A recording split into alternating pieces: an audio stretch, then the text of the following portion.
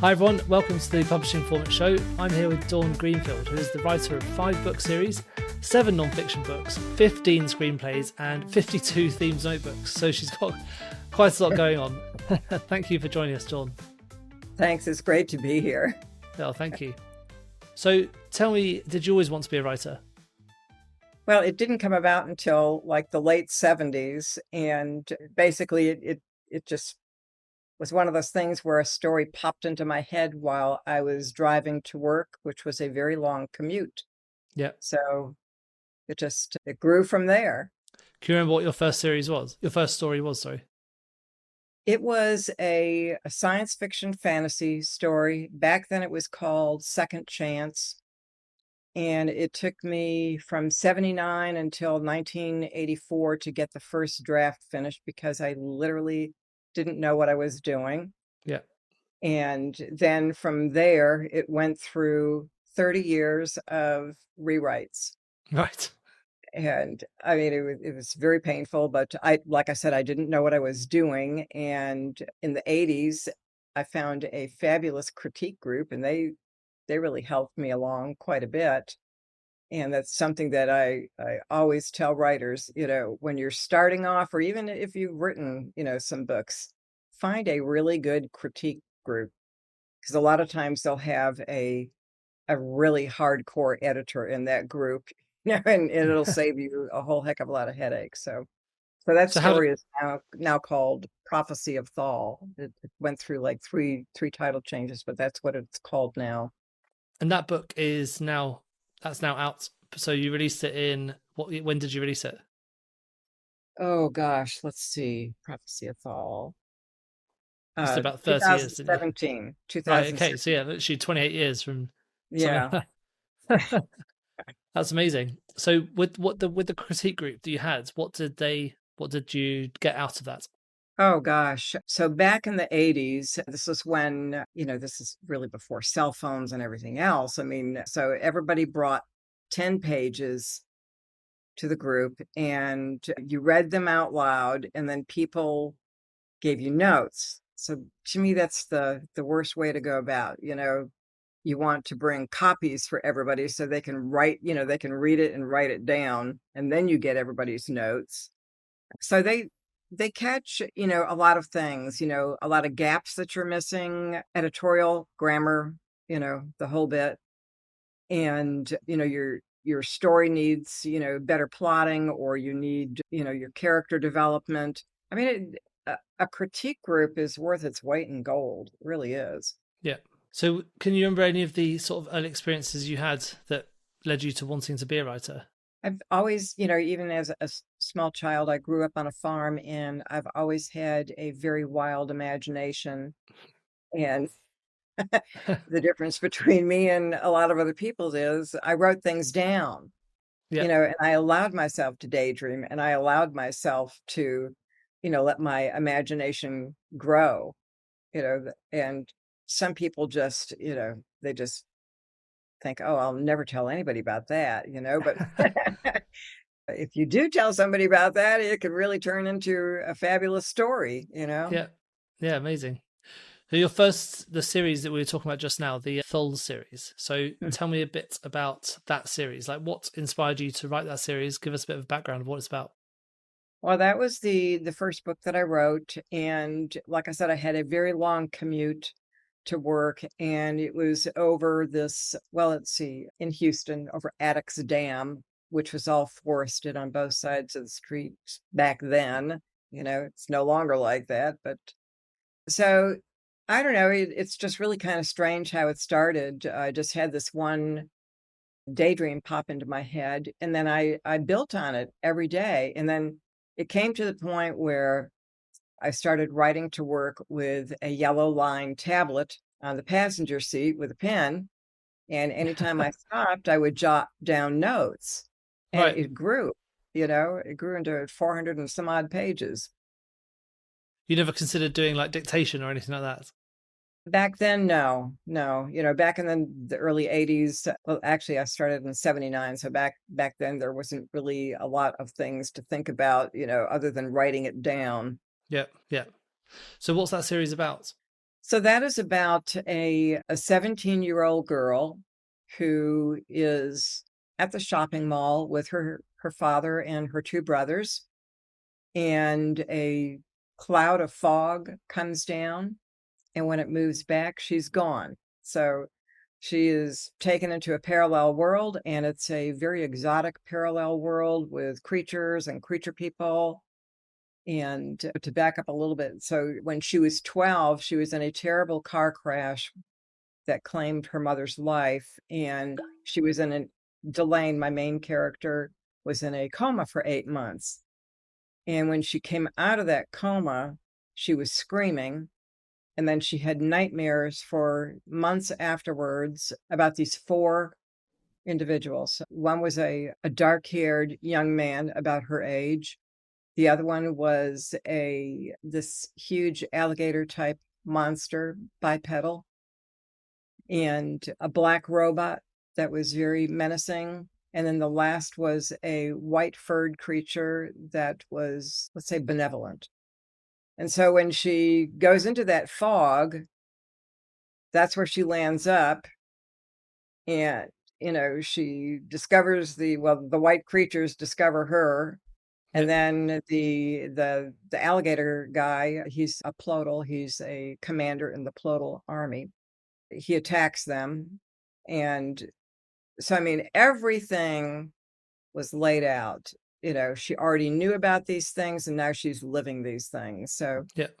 it's done quite well in competitions. And this is the book that I had taken just part of the first chapter and adapted it into a TV series. And it's won like 5 different awards. I just got the latest award on Friday, and I'm hoping that moves up the list. Yeah. So when you say you've adapted it for TV series, you've written a script, but it hasn't gone like being filmed or anything like that yet. No, I've had 2 of my scripts optioned, but they were never filmed. I mean, it's just one of those things. There's, it's hard for producers to line up money, and if they don't, then poof, Yeah. there goes your hopes. Was it always? It sounds like your book is kind of a cross between sci-fi and fantasy together. Was that always a genre that you wanted to write in? Yeah, I mean, because that goes along with my wild imagination, so it worked real well. Yeah. But I'll tell you, the first draft of that thing, my character cried through 85% of it. Until I came across my critique group. It's like I didn't realize how stupid that was. Because when you don't know how to write, then you just have all these things that you have to learn. Yeah. And one of those things is don't have your character crying the entire time. Yeah, give her, give her some backbone. Yeah. It took, like I said, 28 years to 30 years to, get that straightened out. Yeah. And those first books, have they been self-published or did you get a publisher? No, I have my own company, Artistic Origins, which used to be my technical writing company for 34 years. And then when I left the technical writing world, writing manuals for oil and gas and computers and all that. So then I transitioned Artistic Origins into my publishing company. Yeah. And, it's just like, I tried getting an editor, and I tried getting a publisher back in the 80s, and I gave myself, X amount of time to accomplish that. And when that didn't happen, that's when I decided, I just need to form my own company. Yeah. And I learned a lot of that, the publishing industry, from my first technical writing job at Compact Computer. So it was, one of those step-by-step things. And I've published a lot of books by now, not just mine, but I publish other people's books as well. Right. We'll come on to that. I want to speak to you about your artistic origins, but just had a few more questions about your books first, because you wrote them all obviously yourself, but you've self-published through your own sort of company. Now, what approach did you take to marketing those books? Because I know they're on Amazon, and that's one step, but what did you actually do to try and get those first few sales? It's really difficult. Marketing is not my forte, so it's like I stumble through it like a lot of other authors. I do a lot of different campaigns through different companies. Some of them are free, some of them are paid for.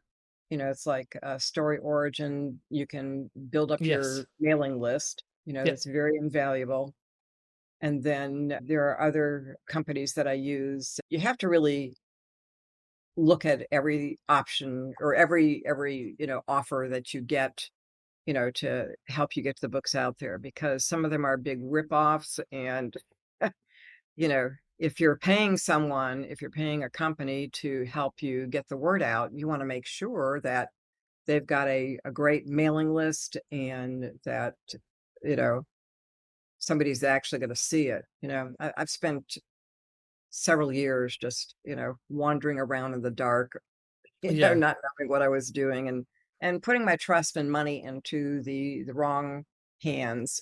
And so you Have just you learn. have you used any of the book promotion tools, like free Booksy or anything like that? Say that one more time.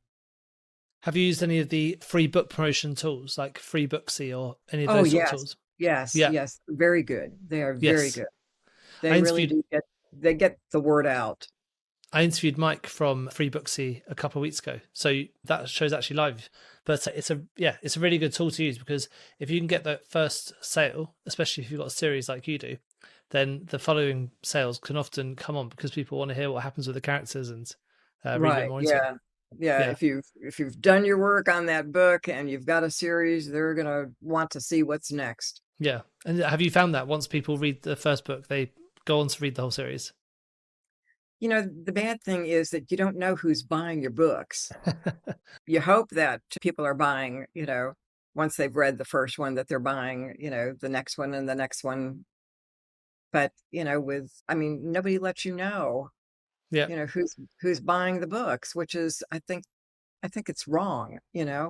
I guess you can see, if you look at the number of sales for the first book in the series compared to like the books later on in the series, you can see if those people are Oh, carrying yeah. on. Yeah. So if it stays quite consistent, that's quite a good way of like tracking which sales are where. Yeah, one of my cozy mystery series is getting really good sales. It's My Cat's Cat, which is set in a small town. And it's very similar to like the Cat Who books by Lillian Jackson Braun.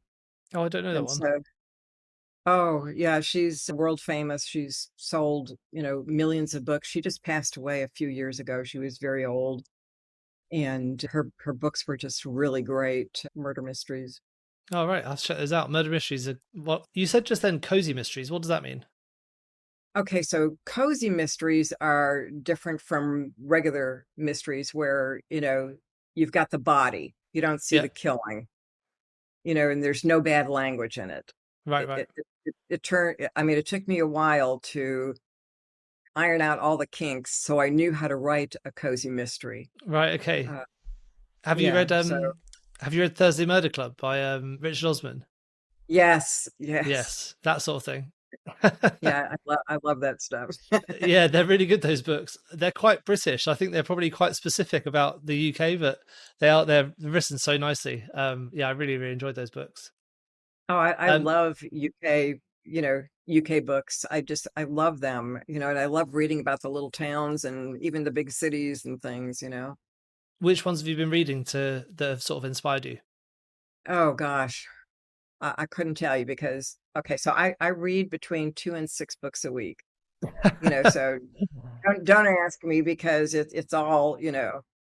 Yeah, All I can tell you is I love British murder mysteries and cozy mysteries and yeah, yeah. Oh, well, maybe we'll see if we can come to some recommendations later on. Now, you've got a couple of books in quite a few different genres. You've got, as you said, mentioned cozy mysteries. You've got the other books, which are yeah. sci-fi kind of fantasy as well. And then you've got some romance. You've even got some books which are in dystopian plus nonfiction. So you've Mhm. got lots of different genres that you write in. Now, do you ever struggle to switch between the two different voices that you need for all those different books? And have you got any tips for authors who are maybe struggling to find their voice at first? I I don't ever have any trouble. I can go from science fiction to cozy mystery to, well, the dystopian that's the Last Dog series. There's only 2 books in that. But I don't have any trouble transitioning. Yeah. And I think a lot of it has to do with the amount of books that I read. I'm not a big TV watcher, and I tell everybody in my newsletter, turn the TV off. Right. Get a book in your hand. Yeah. I guess what about that advice though for people who want to get into screenwriting? Because obviously they might need to watch the TV if they want to follow you and get some of their books written into screenwritings. Yeah, screenwriting is a whole totally different genre. I mean, different way of writing. In a novel, you can write, the wallpaper and the furniture and all this other stuff. In a screenplay, well, think about it, okay? Adapting like a 400-page book down into a screenplay, you have no more than 120 pages, and producers would prefer no more than like 95.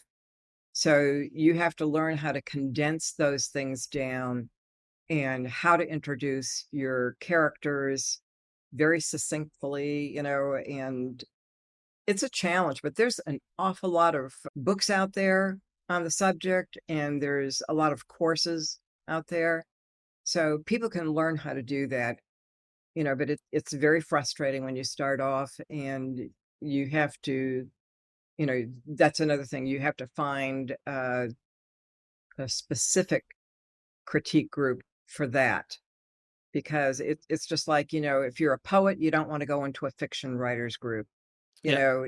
and if you're a screenwriter, you don't want to go into a novel Yeah. writing group, because you'll get wrong information and it'll, I'm raising my hand, been there, done that, You've talked a lot about critique groups. What advice do you have for people for finding one today? Because it sounds like you found your critique group maybe in the 80s. So have you still got those critique groups that you work with today, and how did you find them?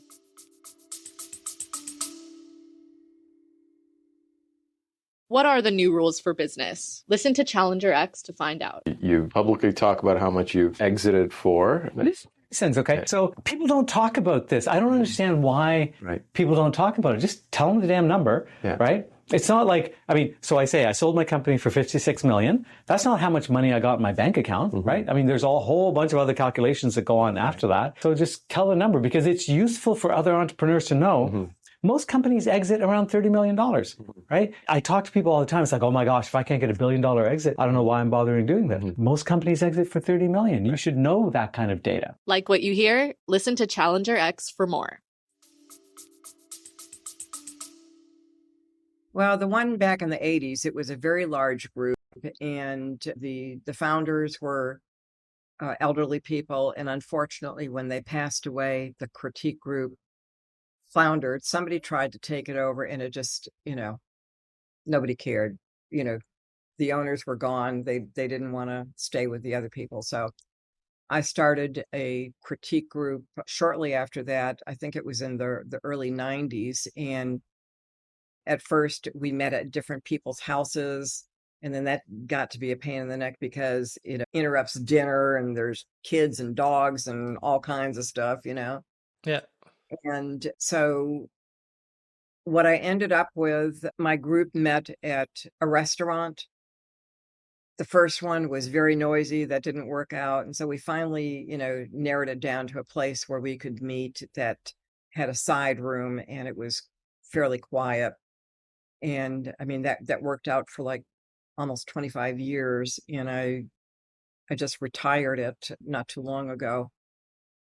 But, people can find a critique group through either their university or a library, or, just all kinds of different places. Or you can create your own and, be specific about who can join, what you're going to accomplish, and things like that. I don't suggest handing out the pages. I suggest using Zoom or something else where you can upload pages and even Facebook Messenger, Yeah. you can do video things there, and people can email their pages to each other and give them a specific length of time. You have to have your comments ready and back, in 3 weeks or a month or however often you're going to meet, so that's one of the best things to do. Yeah. So it's about just keeping your network updated, like making sure you stay in contact with people and, keep making, help each other out a little bit if you do find these writers that want to get that help. Yeah. And you need to be specific about, or you need to really hold their feet to the fire and say, look, you are committing to do this and you need to do this. If you don't like this kind of a story, it doesn't make any difference. You still need to read it, because what you're going to do is you're going to look for character development, plotting, dialogue, things like that. So, you've got to set down the rules and, like I said, hold their feet to the fire. And one of the experiences that I had years ago had about 15 people in the group. So that was a lot of pages to read, over a month's time.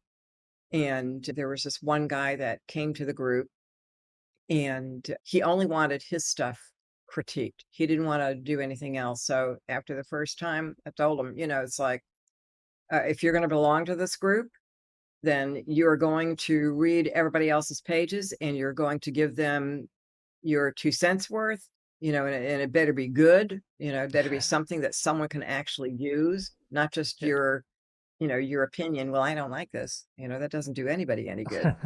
And he didn't come back. So you scared him off. He didn't want to do the work. Yeah, he wanted, just to get his, feedback on his pages, but he didn't want to, bother with anybody else's. And it's like, nope, you have to put your foot down. Yeah, sometimes you got to. Yeah. Now, alongside writing your books, you've also got your other business, which is Artistic Origins, which is where you offer other services to people. It's great if you're doing writing, you've got all this experience of writing, that you can pass on some of that experience to other people. So tell me about some of the services that you do, and also tell me a bit about why you started and how that's going. Okay. Well, as I said earlier, Artistic Origins was my technical writing company, and I set that up because I was contracting for, a lot of different companies. And so I would write or edit manuals in the industry. Yep. And I was very good at it, and I had a long career with it. And when I transitioned into creative writing, it was just a way to go, because I offer editing services. I will format someone's book so it looks really good. Because there's a lot of books out there that are just jumbled together, and, they've got like maybe 2 spaces for an indent, and just horrible. And I create custom scene breaks that goes along with the story or the cover or something. And if someone doesn't have a cover, then I've got a whole slew of people that I work with that design covers.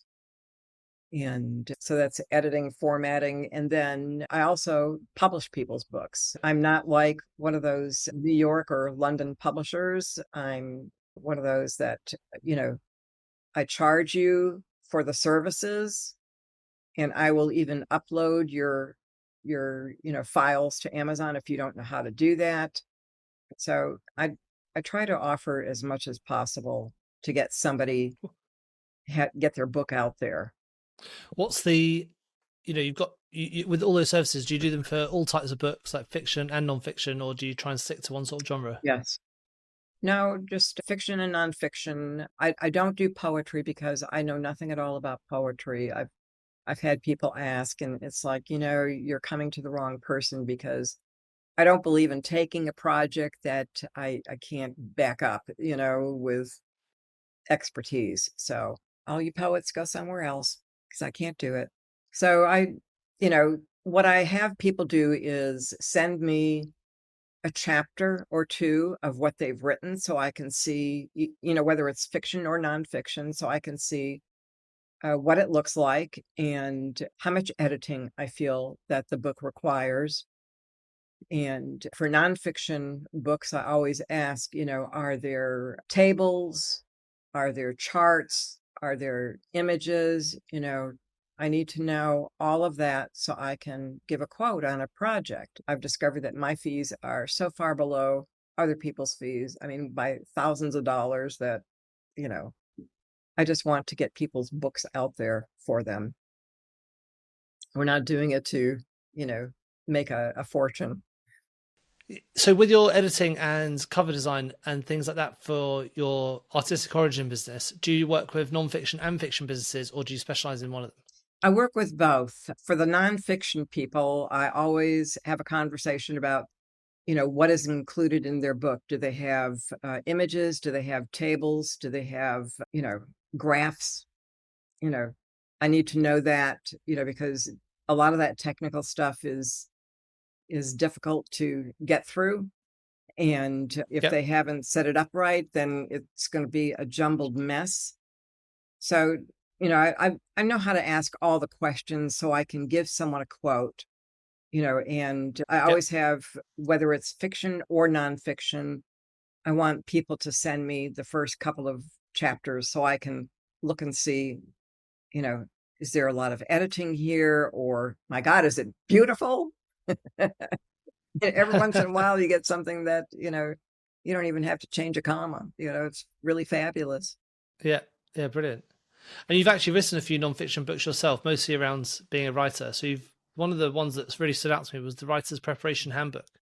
So that's literally about, if you don't know how to write at all, like, how can you get started? That book can set you up so that you know what you're doing. You don't lose files. You keep all your research, in a certain place, because there's a lot of times where people, hunt around, they had something, they can't find it, and it's like, well, and I kind of walk them through how to get started and the best ways to go about doing any kind of writing. And that book leads on to a course where you teach quite a similar topic. It's very small, very, the book is tiny. I'm trying to think, let's see, how many pages is it? I don't know how many pages. It's under 100 pages, Right. Okay. So but it's jam-packed. I don't put a lot of fluff in the books. I don't write 10 pages, expounding on how wonderful things are and all that stuff. I just write the facts. Yeah, that's good. And also saves you printing costs as well. Yeah. There's another one, how to format Word docs like a pro, where I teach people how to set up their Microsoft Word and how to do the, certain things in there so that their documents look really good.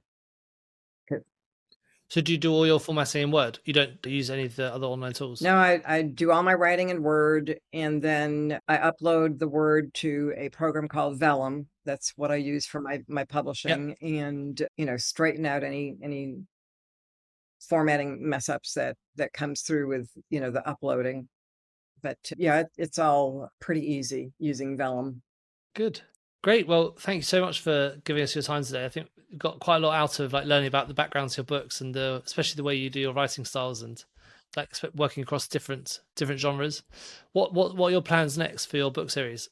Well, right now I am working on the 5th bonded billionaire shapeshifter book, and I'm hoping to have that thing finished. I don't know. It was supposed to be finished a couple of months ago, and then it got bumped. But I'm hoping to have that thing finished, in the middle of October, and then, get it edited. And yes, I have an editor. Get it edited and then make those changes and then have a proofreader look at it, because I believe that you need both an editor to do the heavy lifting and then the proofreader to go, aha, look at that. You forgot to do that. They're both, fabulous resources. Are you going to be do self-publishing that book as well? Yeah. Amazing. Great. Well, I can't wait for that to come out. I have to have a look at it when it comes out. Well, thank you so much for joining us today. I think it's been a really great call. I think loads of people got loads out of it. So yeah, if people want to get in touch with you, where's the best place for them to contact you or follow you? Well, I'm on Facebook, of course, and then they can find me on my website, degreenfield.com. And I should tell people I'm trying to transition away from the last name Ireland because I've been divorced from him for decades, and then he just passed away a few years ago. So it's like, oh, okay, I don't need that name anymore. So I'm going back to my family name, which is Greenfield, my maiden name. Great. No, sounds good. Well, thank you for spending some time with chatting with me today, and we'll chat again soon. All right. Thank you so much for having me. I appreciate it. Thank you so much for tuning into the Publishing Performance podcast. I really hope you found today's episode inspiring. I love chatting to authors, writers, and people in the publishing world. Now, just before we wrap up, let me tell you about Publishing Performance, the #1 platform for authors who want to increase Amazon book sales, but are not really sure where to start. Now, this show is all about helping you to sell more books. And if you're looking to boost your publishing game and to maximize your book's potential on Amazon, then Publishing Performance is designed to help authors just like you to grow your readership and to reach a much wider audience. Now, I know that Amazon ads can be slightly complicated, which is why Publishing Performance is like having a personalized ad account manager to create your ad campaigns, to choose your best keywords, and to make adjustments in real time. Now, if you're investing in ads, you really want to make sure that your investment is being used effectively, and Publishing Performance does just that. It aims to make your budget go further, improve your organic rank, and target keywords more effectively. Just go to publishingperformance.com to get started with Amazon ads for just $1.